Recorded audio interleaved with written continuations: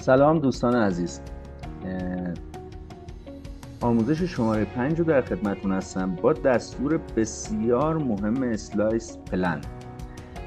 خب اگه خاطرتون باشه گفتم با کمک میک پلنر یا کانکت یا به قولن دستوراتی که داشتیم می اومدیم کانکت هایی که کج بودن رو برطرف میکردیم یا با کمک خود دستور کانکت جایی که خیلی صاف بود و کانکت میزنیم. ولی یه سری از جاها هست دوستان اصلا شکل ما به فرمیه و اینقدر تعداد اجها زیاده که نمیتونیم به درستی اون رو انتخاب کنیم و اون کانکت های مورد نظر رو ترسیم کنیم. شما فرض کنید الان این یه پنجره مثلا قوس داره که ما میخوایم اینو مثلا یه سری تقسیمات بهش بدیم و مثل یه شیشه رنگی ازش بخوایم خروجی بگیریم و استفاده کنیم.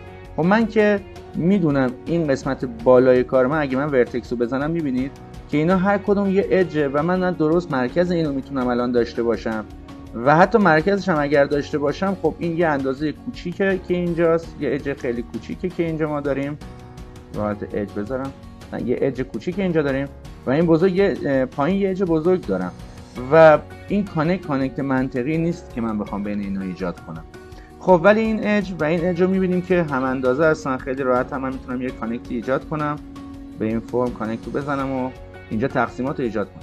ولی من الان دنبال اینم که یک کانکت دقیق از وسط از بالا به پایین این به من بده، چون به قولن اینجا یه قسمت میخواد بشه، اینجا هم یه قسمت دیگه میخواد بشه دیگه. چه کار میکنم؟ میام تو قسمت اج دوستان، خیلی دستور زیبا و پرکاربرد، خیلی جا ما از این استفاده میکنیم. میایم اینجا و اسلایس پلن رو میزنیم، میبینید که یک رکتانگل زرد رنگ، یک مستطیل زرد رنگ به شما اینجا داده. این عملا اینجا اضافه شده، ما با این اصلا کاری نداریم، فرض کنیم نیستش. خب میایم اینجا تا زمانی که این زرد رنگ یعنی اسلایس پلن فعال این زرد رنگه و این قابلیت جابجایی داره. در اصل برخورد این با آبجکت ما، با صفحه ما، با اون در اصل آبجکت ما یک کانکت رو به ما میده. من الان اینو با کمک انگل اسنپ 90 درجه میچرخونم به این شکل. میبینید که از اون جایی که رد شده یه اجی به ما داده. این اج در اصل همون کانکتیه که ایجاد کرده. برای که این کانکت تاثیر خودش رو بذاره، چون من اسلایس پلن رو خاموش کنم رفت، اسلایس پلن رو فعال میکنم و یه اسلایس میزنم. این اسلایس رو که میزنیم، اسلایس پلن هم که خاموش کنیم، این کانکت رو به ما داده و حالا خیلی راحت ما اینجا دو قسمت ایجاد کردیم که خیلی کار ما راحت شد. حالا خیلی راحت میتونیم روی این کار کنیم، مثلا این قسمت رو انتخاب کنیم، این قسمت هم انتخاب کنیم و به قولن اکسترودش کنیم و روی هر قسمت جداگونه کار کنیم. این یه مثال بود. حالا یه مثال دیگه میخوام خدمتتون عرض کنم.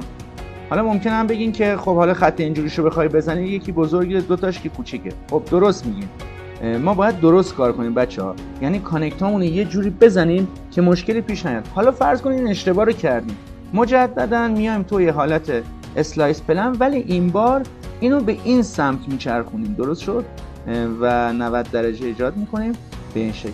حالا اینو هر جایی که دلمون خواست میذاریم، مثلا میذاریم اینجا. مثلا من دوست دارم اینجا یه دونه اسلایس ایجاد کنم، بیارم پایین یه اسلایس اینجا ایجاد کنم، یه اسلایس اینجا ایجاد کنم، یه اسلایس هم اینجا ایجاد کنم. خب خیلی راحت این اسلایس های من به وجود اومده. بنش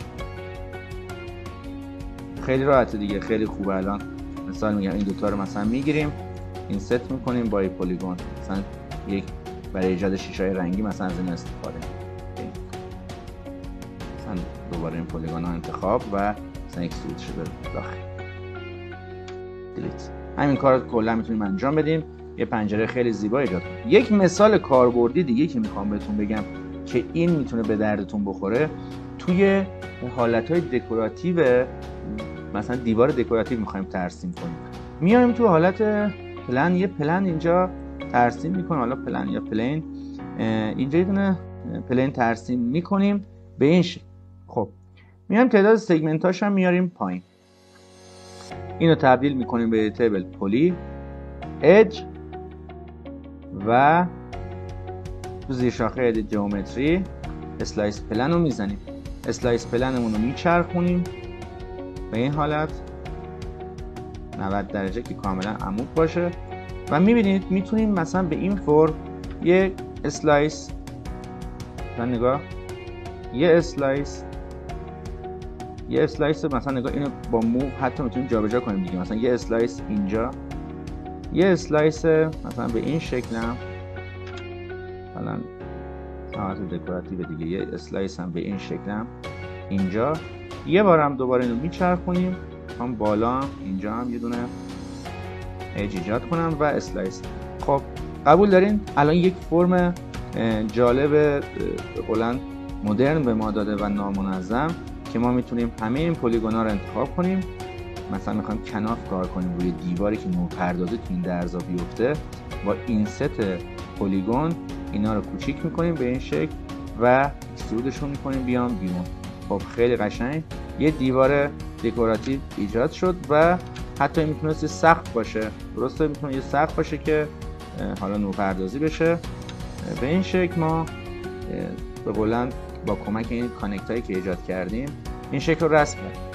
خب یه مثال دیگه که باز مثال جالبیه نگاه کنیم. من هرچی مثالی که کاربردی بهتون میگم. شما فرض کنید با کمک لاین اومدید یا با کمک رکتنگل مثلا اومدید یه سقف ترسیم کردین، یه سقف مثلا آشپزخونه‌تون به این شکله، ادیت اسپلاینش میکنیم اینو و مثلا تمام اینا رو میذاریم رو حالت کورنر. حالا ان شاءالله ادیت اسپلاین هم کامل خدمتتون توضیح میدم. فعلا در تو با کانکتیم مثلا یه همچین حالتی ایجاد کردیم. بذاریم فقط این قسمت و این قسمت رو من بیلت کنم. فرض کنید سقف آشپزخونه‌تون به این شکله، ولی شما داخل سقفتون میخواین یک برای کنافی که میخواین کار کنین میخواین یه مستطیل ایجاد کنین به این شکل. خب من الان اینو یه اکسترود بهش میدم که به قول این ضخامت سقف آشپزخونه شما شده باشه. حالا من اگر بیام اینجا اینو تو ادیتیبل پلی تبدیل کنم بین این اج و این اج، قطعا کانکتی که به من میده کانکت کجیه. درسته نمیخوام از اون دستور استفاده کنم اصلا، از اون میک پلنر رو حالا یا اینزرت بزنم و این کارا. بعضی جا خیلی راحت اسلایس پلن کارو جمع میکنه. میایم اینجا اسلایس پلن رو میزنیم، اسلایس پلن رو میچرخونیم، بهتون گفتم 90 درجه میچرخونیم.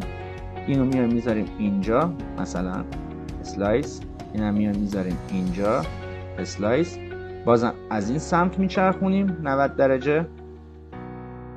درجه میایم میذاریمش اینجا اسلایس، میذاریم اینجا مثلا اسلایس. حالا با دقت بیشتری باید کار کنیم.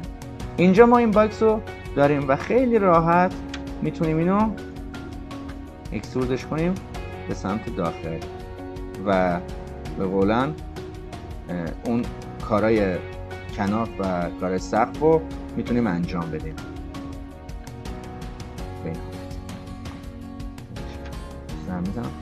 دقت هم کنید اگر دیدید که وقتی میاد زیر یه آبجکتی و سیاه میشه، بیاین تو قسمت ویو پورت پر ویو ستینگ رو بزنید یا اینجا کنار استاندارد، حالا تو ورژن های بالاتر به اسم دیگه یه، ولی خب در کل آخرین گزینه‌ای که اینجا هست رو بزنید و بیاید تو قسمت دیفالت لایت اینو بزنید روی حالت تو دیفالت لایت که مثلا تو سایت شدن این سمت هم به شما نشون میده.